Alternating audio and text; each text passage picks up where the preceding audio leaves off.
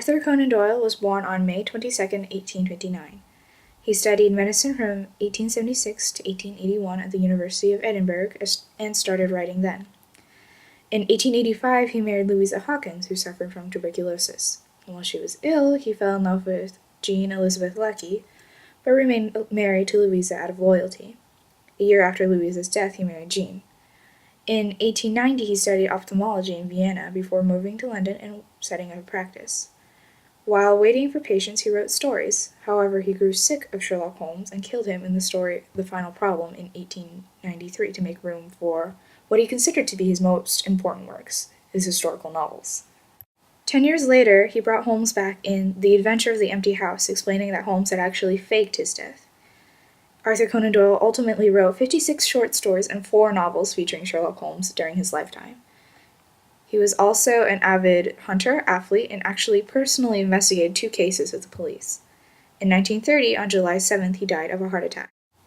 So, in 1886, he wrote the first Sherlock Holmes story, A Study in Scarlet, which was published in the magazine Beaton's Christmas Annual. The sequel, The Sign of the Four, was published in Lippincott's magazine in February 1890. Eventually, he left this magazine due to some complication with the company and wrote short stories featuring Sherlock Holmes in the Strand magazine, which these stories are illustrated by Sidney Paget, as shown here. At university, Conan Doyle met Joseph Bell, a surgeon at the infirmary, who was also a professor. Dr. Bell was famous for being able to deduce, say, the professions of his patients as they walked in, and for encouraging similar methods of observation amongst his students. Thus he inspired the character of Sherlock Holmes.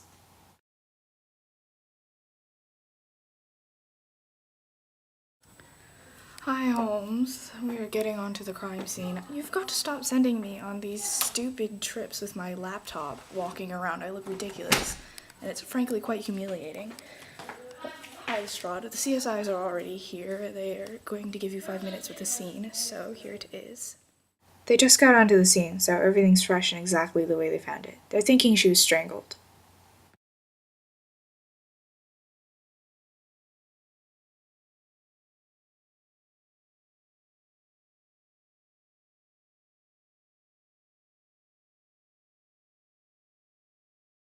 The chair's knocked over and his shoe's falling off. A struggle, then.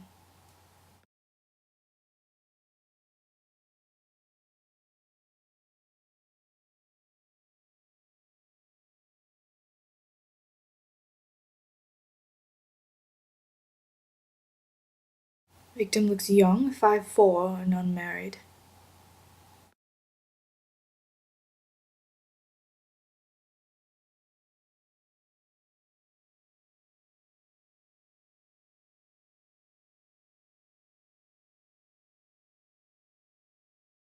Musician, by the hands. No rough work, either.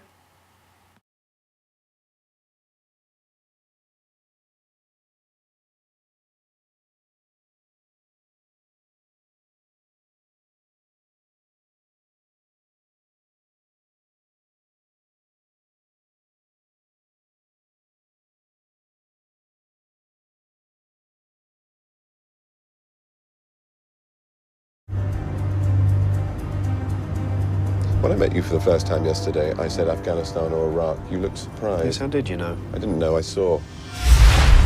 Your haircut, the way you hold yourself says military. But your conversation as you entered the room A bit different from my day. said trained at Bart, so army doctor, obvious. Your face is tanned, but no tan above the wrists. You've been abroad, but not sunbathing. Your lips really bad when you walk, but you don't ask for a chair when you stand, like you've forgotten about it. So it's at least partly psychosomatic. That says the original circumstances of the injury were traumatic. Wounded in action, then. Wounded in action, suntan, Afghanistan, or Iraq. You said I had a therapist. Got a psychosomatic limp, of course you've got a therapist. Then there's your brother.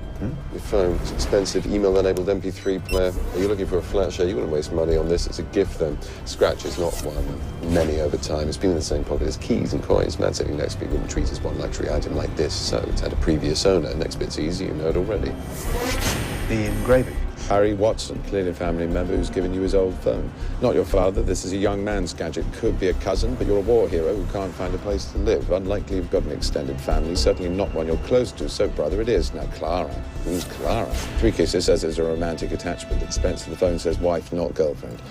She must have given it to him recently. This model's only 6 months old. Marriage in trouble then. 6 months on, he's just given it away. If she'd left him, he would have kept it. People do sentiment, but no, he wanted rid of it. He left her.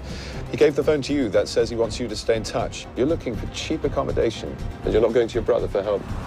It says you've got problems with him. Maybe you liked his wife. Maybe you don't like his drinking. How can you possibly know about the drinking?